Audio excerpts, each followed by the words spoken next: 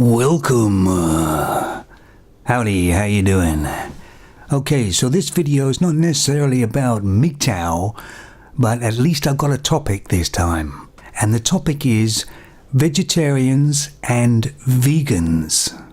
Now, first of all, if anybody out there, obviously there are vegans and vegetarians out there, maybe listening to this as well. I have nothing against them at all. I'm not one, never have been. This is just my opinion about the whole thing. So the way I kind of understand it is that a vegetarian is a diet choice. They do it mostly for health reasons because meat can be kind of damaging over time.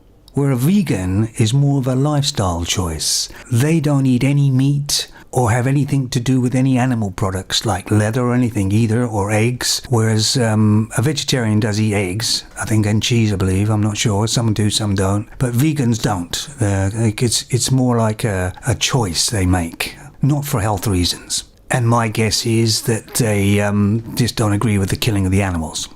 And while I'm on this sort of topic, I just like to tell you a bit of a story, a real quick one.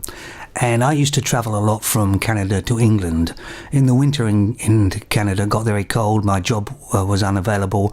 So I came to England and went to quite a few pubs for a couple of months until the weather sort of broke in Canada and then went back to work. But one of these times, my girlfriend in Canada at the time had bought me some sealskin boots. Now, if anybody doesn't know what sealskin boots are, they're actually from young seals, not baby, but young seals.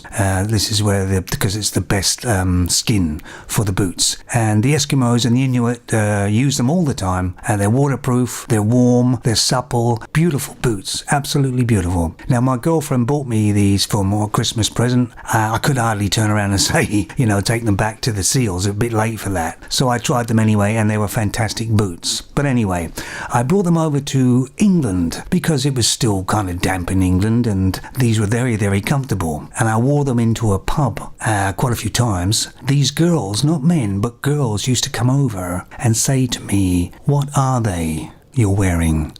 And I used to tell them exactly what they were.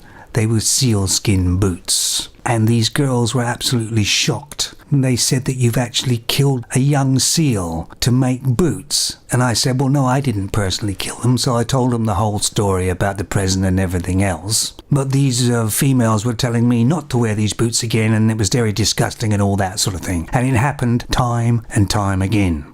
Until I got so sick of it, when a girl came up to me another time in a pub and asked me about that, I told her the truth again, with a little bit of a twist on it. I said, they're sealskin boots.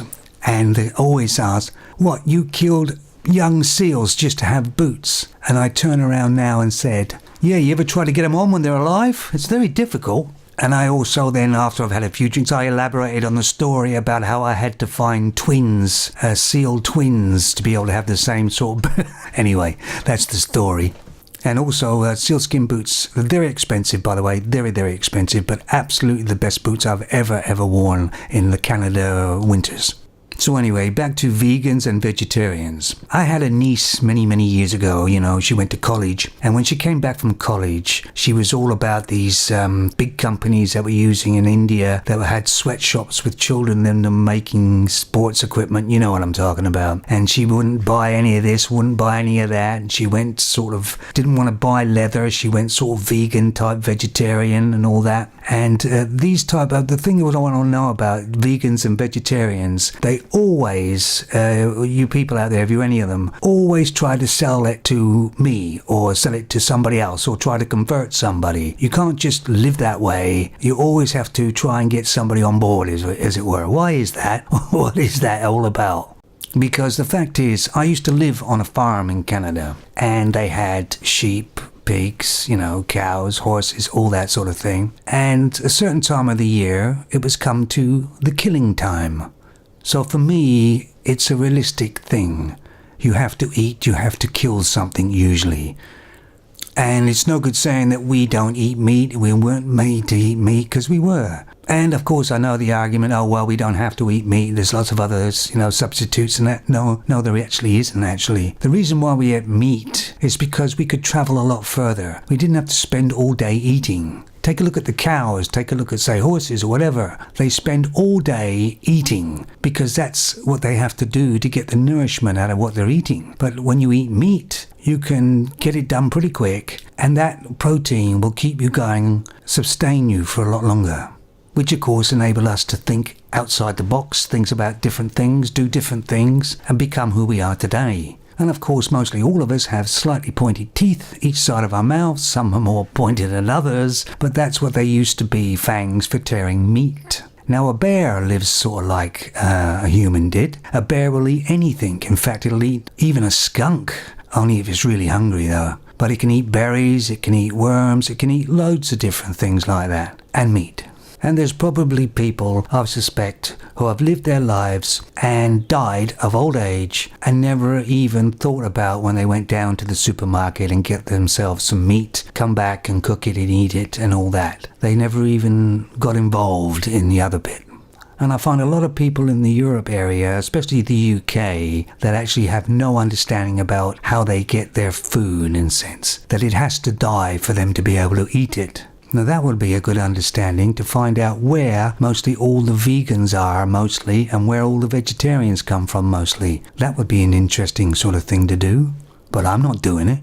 But anyway, in my opinion, the reason why we have these vegetarians and vegans about now, which we never had many years ago, because food was not so plentiful, food was scarce. The reason why there's so many around today is because they're spoilt, basically. Because there's so many diverse options now. There's so much food around now. They can afford to be fussy, which is basically what it is. I mean, can you imagine a lion when it gets to teenage years to say, you know, I'm not going to eat meat no more. I'm not doing it. I'm going to be a sort of a vegetarian and all that. How long would the lion last? Not long. And you usually don't have to tell me that somebody's a vegetarian or a vegan, because I can tell usually by looking at them. They never look healthy, usually. Like I say, I've got nothing against vegans or vegetarians. It's just something I'm saying that I have noticed. I've also seen people become vegetarians because they've seen an animal killed for food for the first time. And, you know, that's not the real right reason to be a vegetarian or a vegan, is there? Because this happens every day if you live in the real world. Maybe these people need a reality check. You know, go live on a farm for a couple of months. These animals aren't pets. But people change. Vegans sometimes go back to eating meat. Vegetarians go back to eating meat as well. I knew a man who was married to a woman that was a vegan, and he became a vegan while he was married to her. When they divorced, he went back to eating meat. Anyway, to tie this into sort of MGTOW sort of thing, a lot of women are vegans and vegetarians, right? Because they don't want the animals to be killed. And because they've never really had an understanding about it all through the centuries, really, because man was the one who went out and hunted the meat and brought it back. She just basically cut it up maybe and cooked it. But some of these vegans and vegetarians protest outside meat stores and places like that, which is going far beyond a lifestyle or a choice. That's trying to force other people into their lifestyle, which I believe is wrong. You know, I'm just thinking about maybe getting a sign made up saying eat meat and go down outside the local supermarket and start a protest out there. How would that sort of be accepted? But I don't eat meat because I like the animals to be killed. I want them to be killed. That's the whole idea. No, I eat meat because it tastes good and it sustains me for a long period of time. So this is a question that was on my mind to vegetarians and vegans. What happens if they science found out, that strawberries actually felt things? That strawberries were actually alive? Well, they are. They are alive, aren't they? And corn is alive. What would happen then? Would they just completely stop eating anything and just die? Well, that's it, another silly topic for now, but I still believe that vegetarians and vegans only exist because they're able to. You put any vegan, any vegetarian on an island somewhere starving to death, and the only thing on that island to eat is a wild pig, that person will eat that wild pig. So yeah, I don't want anybody to get really annoyed with me or angry with me because about it. This is just my opinion about it, and you certainly can come back if you're a vegan or a vegetarian and tell me what you actually think.